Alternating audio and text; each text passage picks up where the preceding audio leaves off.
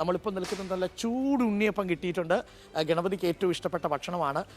ഇപ്പോൾ നമുക്കൊപ്പം കീശാന്തിയുടെ പേര് സഞ്ജയൻ നമ്പൂതിരി. ഈ ഉണ്ണിയപ്പത്തിനൊരു കഥയും ചരിത്രമുണ്ട്, ഈ ക്ഷേത്രത്തിനും ഒരു കഥയും ചരിത്രമുണ്ട്. നേരത്തെ ഞാൻ കുഞ്ഞുങ്ങളോട് പറഞ്ഞതുപോലെ പെരുന്തച്ചൻ പ്രതിഷ്ഠിച്ച ഗണപതി വിഗ്രഹമാണ് അല്ലേ? അതെ, അതിൻ്റെ ഒരു കഥയുണ്ടല്ലോ പഴയ കാലത്ത്. എൻ്റെ അറിവിലുള്ള കഥകൾ പണ്ട് പുരാതന കാലത്ത് പെരുന്തച്ചൻ കിഴക്കേക്കര പടിഞ്ഞാറ്റിൻകര എന്ന രണ്ട് ശിവക്ഷേത്രങ്ങൾ ഉണ്ടായിരുന്നു. അപ്പോൾ പടിഞ്ഞാറ്റിൻകര ശിവക്ഷേത്രം പെരുന്തച്ചനാണ് പണിഞ്ഞെന്നാണ് അറിവ്.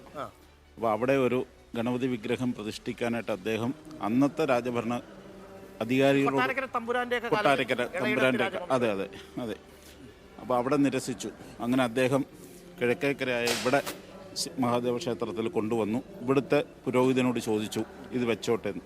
അപ്പം ഒരിടം കൊടുത്തു. കൊട്ടാരക്കര എപ്പോഴും അങ്ങനെ കേട്ടോ, നല്ല മനുഷ്യർക്ക് ഇടം കൊടുക്കുന്ന ഒരു സ്ഥലമാണ് കൊട്ടാരക്കര. അപ്പോൾ ഈ പെരുന്തച്ചൻ ഇടം കൊടുക്കുമ്പോൾ പെരുന്തച്ചൻ എന്തിലാണ് കൊത്തിയതെന്നത് കൂടി അറിയണം.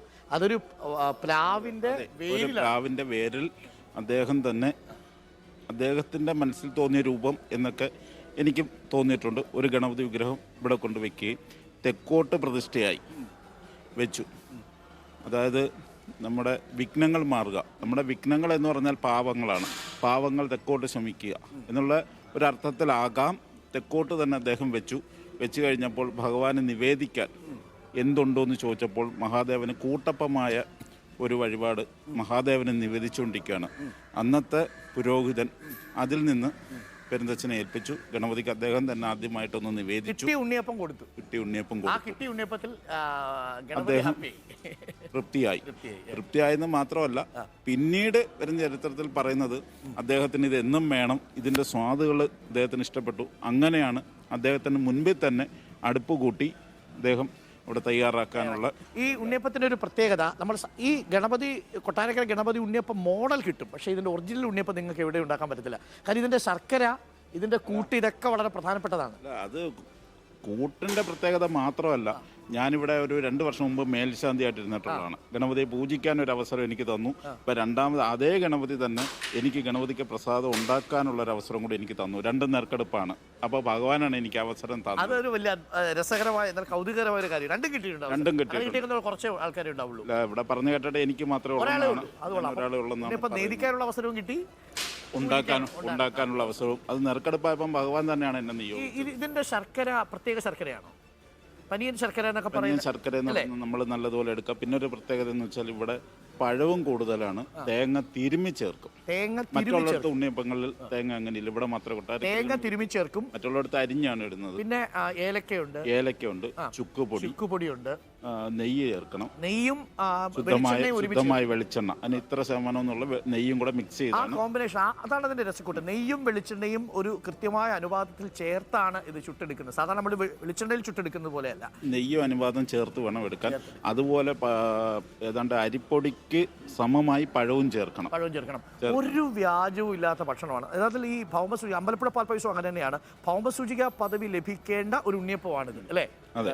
അല്ല, അതിൻ്റെ പ്രത്യേകത ഞാൻ 1 വർഷം മേൽശാന്തിയായിട്ടിരുന്ന് ഇവിടുത്തെ ഉണ്ണിയപ്പത്തിൻ്റെ കൂട്ടൊക്കെ ഉണ്ടാക്കിയില്ലെങ്കിലും അന്നിരുന്ന് കീശാന്തിമാരോടൊപ്പം ഒക്കെ ഇരുന്ന് കണ്ടൊക്കെ പഠിച്ചിട്ടുണ്ട്. പിന്നീട് 1 വർഷം ഒരു അമ്പലത്തിൽ ശാന്തിക്ക് പോയി. അവിടെ ചെന്നപ്പോൾ ഇതുപോലെ ഉണ്ടാക്കാൻ നമ്മളെ കൊണ്ട് പറ്റില്ല. ഇതേ കൂട്ടാണെങ്കിലും പറ്റില്ല. കാര്യം ഇത് ഭഗവാൻ നമ്മളോടൊപ്പം ഇത് ഇരിക്കുന്നു. അമ്പലപ്പുഴ പാൽപ്പായസം ഒരു ചരിത്രം ഞാൻ കേട്ടിട്ടുണ്ട്. ഭഗവാനും ആ തടപ്പള്ളിക്കകത്തുണ്ടെന്ന് പായസത്തിന് പഞ്ചാര ഇടാൻ എന്നതുപോലെ കൊട്ടാരക്കര ഗണപതിയും. എനിക്ക് വളരെ രസകരമായ ഒരു കാര്യമാണ്. ഇങ്ങനെ എല്ലാ മേഖലയിലും നമുക്കൊരു ചിന്ത ഉണ്ടായിരുന്നെങ്കിൽ നാടൊക്കെ എന്ന് നന്നായി പോകും അല്ലേ? പാലം നിറയ്ക്കുമ്പം PWD കോൺട്രാക്ടർക്ക് ദൈവവും ജനങ്ങളും ഒക്കെ ഇതിനോടൊപ്പം ഉണ്ടെന്ന് തോന്നിയാൽ ആ പാലം പിന്നെ പൊളിയില്ലല്ലോ. അല്ല, ഏത് നമ്മൾ തലപ്പത്ത് നോക്കാലും അവസാനം ഒരു വാക്ക് ഈശ്വരനാണ്. അപ്പോൾ അതൊരു പ്രധാനപ്പെട്ട കാര്യമാണ്. അത്തരം ചിന്തകൾ, അതായത് നിങ്ങൾ എന്ത് കാര്യം ചെയ്യുന്നു അതിനോടുള്ള പൂർണ്ണമായ സമർപ്പണമാണ് അതിൻ്റെ സ്വാദ് എന്ന് പറയുന്നത്. അപ്പോൾ വളരെയധികം നന്ദി. പെരുന്തച്ചൻ്റെ ഒരു കഥയും കൂടെ പറയുമ്പോൾ, ഞാൻ മേൽശാന്തിയായിട്ടിരുന്നു. അന്ന് പെരുന്തച്ചനാണ് പ്രതിഷ്ഠിച്ചതെന്നൊക്കെ എനിക്കറിയാം. പക്ഷേ ഈ അടുത്ത സമയത്തിന് ഒരു 2 മാസമായി എൻ്റെ ഒരു പകലുറക്കത്തിൽ എനിക്ക് അദ്ദേഹത്തിനെ ഒന്ന് കാണാൻ പറ്റി. പകലുറക്കത്തിൽ പെരുന്തച്ചനെ ഞാൻ അദ്ദേഹത്തിനടുത്ത് ചെല്ലേണ്ട ഒരു സാഹചര്യം ഉണ്ടാക്കി. ഞാൻ ഫേസ്ബുക്കിലൊക്കെ പോസ്റ്റ് ഇട്ടുകൊണ്ട് ഇത് എവിടെയാണെന്ന് കണ്ടുപിടിച്ച് ആലുവ ഉളിയന്നൂർ എന്നൊരു സ്ഥലത്താണ് അദ്ദേഹത്തിൻ്റെ തച്ചൻ. ഞാൻ കണ്ടുപിടിച്ച് അവിടെ ചെന്നു. അപ്പോൾ അദ്ദേഹത്തിൻ്റെ പഴയ പൂർവികർ താമസിക്കുന്ന ഒരു കുടുംബത്തിൽ ഒരു ക്ഷേത്രമുണ്ട്. അവിടെ പോയി കണ്ട് തൊഴുത് അവിടെ വസ്ത്രവും ദക്ഷിണയൊക്കെ കൊടുക്കാനും കൂടെ ഒരു ഭാഗ്യം. ഏതൊരു ജോലി ചെയ്യുമ്പോഴും അതിനോടുള്ള നിങ്ങളുടെ സമർപ്പണം നിങ്ങൾക്ക് വഴികാട്ടും എന്നതുള്ള തെളിവ് കൂടിയാണ്. അപ്പോൾ നല്ല ഉണ്ണിയപ്പം നമുക്ക് കിട്ടി. ഉണ്ണിയപ്പത്തിൻ്റെ കഥ നമ്മൾ കേട്ടു. കൊട്ടാരക്കര ഗണപതി ക്ഷേത്രത്തിൻ്റെ ഐതിഹ്യവും നമ്മൾ മനസ്സിലാക്കി. അപ്പോൾ നന്ദി, വളരെയധികം നന്ദി. Thank you.